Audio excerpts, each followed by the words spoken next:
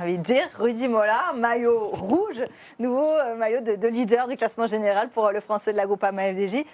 Bon, on ne l'avait pas vu venir celle-ci, mais voilà, ça s'est joué entre lui et Fred White. C'est vrai qu'il était parmi les échappés ce matin. On savait que voilà, il avait une grosse carte à jouer. Aujourd'hui, il doit être ravi d'être avec ce nouveau maillot.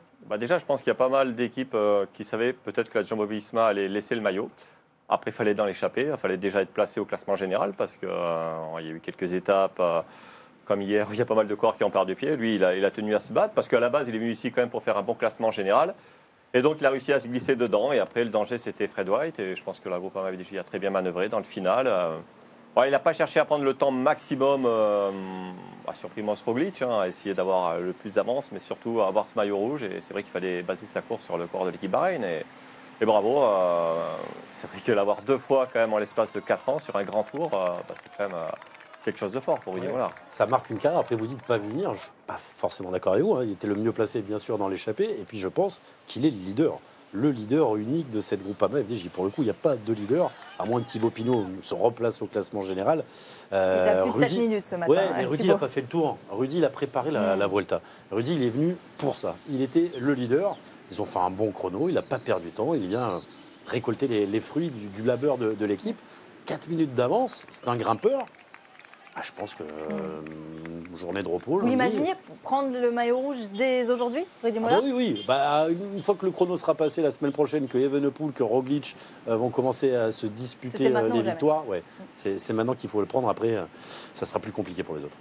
Comment ils ont joué le coup, la Groupama FDJ, justement, aujourd'hui, pour aller chercher ce maillot rouge? Ils ont super bien joué. On parlait, c'est vrai, le coureur le mieux placé au général, mais il fallait surveiller Fred White. Et on lui a mis la pression. Il a craqué à plusieurs reprises. Fred White qui s'est énervé, évidemment. Rudy Mollard calé dans la roue de Fred White. On rappelle que Rudy Mollard, dans un premier temps, à une vingtaine de kilomètres de l'arrivée, avait laissé sortir son équipier, Stewart, pour forcer Fred White à rouler. Dès qu'il y avait des contre-attaques, et bien évidemment, Fred White était obligé d'y aller. Et puis ensuite, dans le final, on a vu que Rudy Mollard a essayé de lui contester la deuxième place. Il était bien calé dans la roue.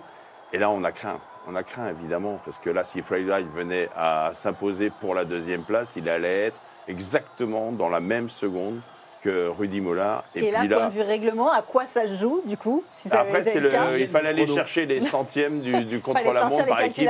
Là. Mais merci, on avait un salvateur sud-africain qui s'appelait Darrell Impey qui vient sauter sur la ligne Fred White et empêcher le corps de la Bahreïn de prendre des bonifs. Et donc, désormais leader avec 2 secondes d'avance sur le coureur de la Bahreïn. Oui, c'est 2 secondes qu'il prend au sprint bonus, au dernier passage à l'Alto del Vivero. C'est là où il va chercher ce maillot, le deuxième pour lui, donc 4 ans après.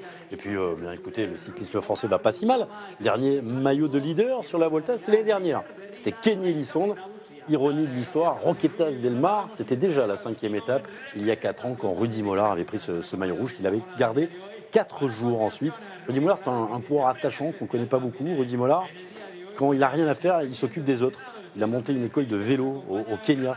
Et en discutant avec lui, la dernière fois, il me dit je repars au Kenya là, parce que je viens de me faire installer l'eau. Il dit tu sais, Guillaume, l'eau, c'est pas grand-chose.